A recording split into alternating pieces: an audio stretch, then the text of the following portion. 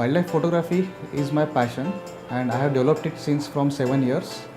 The reason why I choose wildlife photography is because it's full of surprises and you never know what kind of frame you will get when you are on an outing. So it all started this way.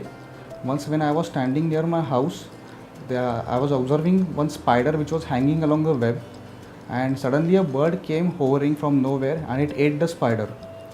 So an idea came in my mind if I could capture this kind of movements. So there are a lot of natural activities that are happening around us.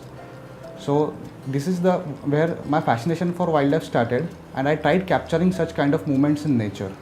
Wildlife photography has been a challenging task.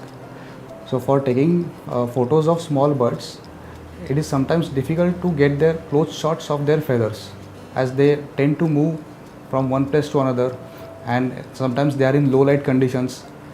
So capturing these kind of images are very difficult.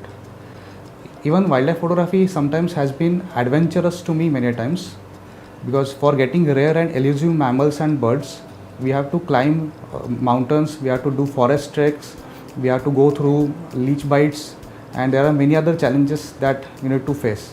And moreover, the challenges, it is never guaranteed that we might get a good shot or we might not get a good shot. That is also one of the possibility. I discovered first record of a bird called yellow-browed warbler. This happened to be the first record in Pune district. So this was judged by the Indian Birds Journal, and it was also supported by several newspaper articles as well. This is a tiger image which I took in Tadoba.